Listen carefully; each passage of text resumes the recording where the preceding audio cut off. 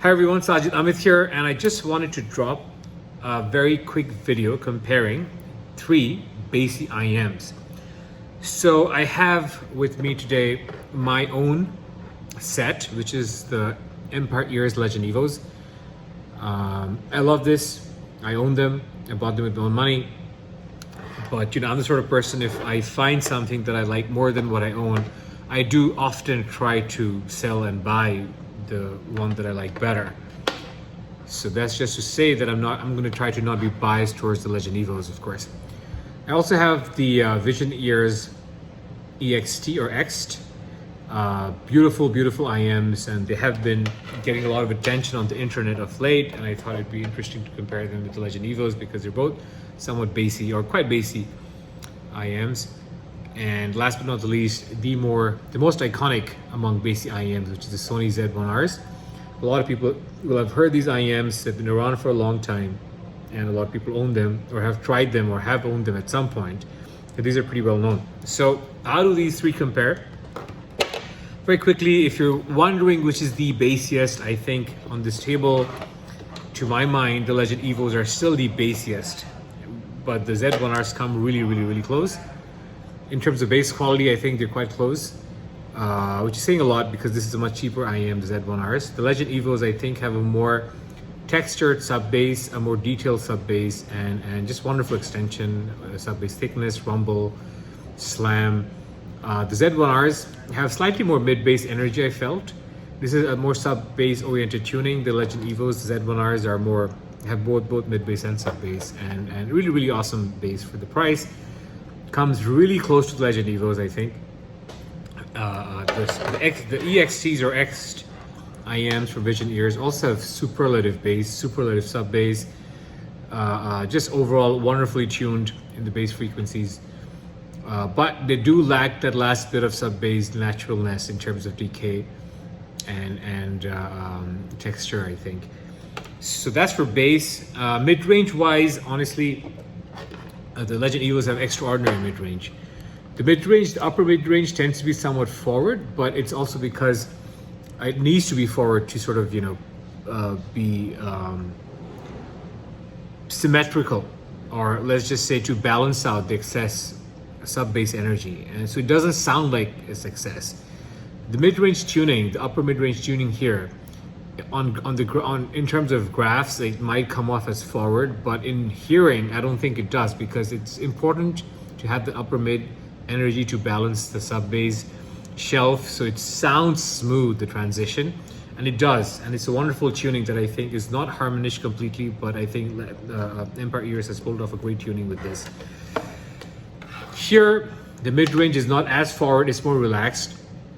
And it can sound somewhat dry compared to the Legend EVOs, which I think has a wetter and thicker mid-range and a little more emotional and more engaging mid-range. The Z1Rs also have a slightly drier mid-range, and people know this, people who own this, but this mid-range sometimes can click with certain tracks and sound really nice. On certain tracks, this is like the best sound ever, I think, the Z1Rs, but then on a lot of other tracks, at tokens, mid-range, this can sound a bit dry, as can the Vision Ears EXTs or EXTs. I'm not sure how to call them, but this by far has the most natural sounding tonality in the mid-range, the Legend EVO. So I think that's worth keeping in mind. So these are not just bassy IEMs and bass cannons, but they do mid-range extremely well. Now for treble, they don't have a lot of air frequencies, but it doesn't still sound boxed in. It sounds pretty wide the way they've tuned it. And this has a lot of air frequencies which can sound nice. One or two people have complained about the brightness, but I don't really see how they are bright IEMs, but your mileage may vary, of course. The Z1Rs have very smooth and nice treble extensions, so that's another strength of the Z1Rs. But overall, I think tonality wise or tuning wise, my subjective preference aligns with the way this particular IEM has been tuned. I just get a lot of what I like with this. I get nice natural tonality with this, despite the lack of air frequencies, which can be a problem for some people who like air, but hasn't been for me. I tend to like air frequencies. I'm a big fan of the high frequencies virus, but this I think was well tuned and it was very much to my liking. Technical performance wise, They're all close, I think. The Z1Rs punch really hard, literally and metaphorically, for the price in terms of technical performance. They're very detailed, great slam. They're not as fast in terms of transient responses, and that is quite evident when you A/B from the Legend EVOs to the Z1Rs. The space of the song almost slows down, which is interesting, but it's still very coherent. So I think there's a lot of high marks to Sony for its coherence and timbral prowess as well, and great soundstage width. Overall, this is a slightly more technical monitor. This has more detail, more speed, slightly more slam, comparable to slightly better soundstage width and great soundstage depth, the Legend EVOs. So overall, a better IEM in terms of technical performance than the Z1Rs. The Z1R is extraordinary for the price. Now finally, to compare the Vision Ears IEM with the Legend EVOs, I think they're quite equal in terms of resolution or detail retrieval. This is slammier and I think faster and more dynamic. Timbrally, they're pretty equal.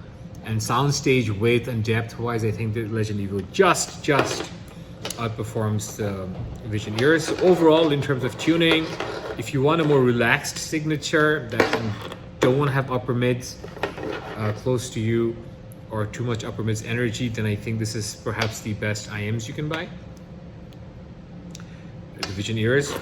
However, if you like the extraordinary sub-bass rumble and texture that the Legend EVOs can give, and if you want your upper mids to be present, and if you don't want a copious amounts of air because you're treble sensitive and you want overall warm tuning, and you want a thick sound but not thick on absolute terms, this is what you buy.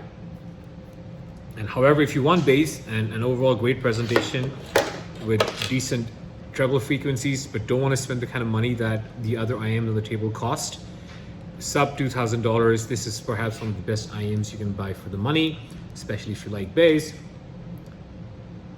So yeah, so that's it. Very quick impressions. I hope this was useful. I'll try to drop longer impressions by way of a written review at some point on my HeadFi thread or on Audiophile Style. Just stay tuned for that. But I hope this was useful, and I'll see you in my next one.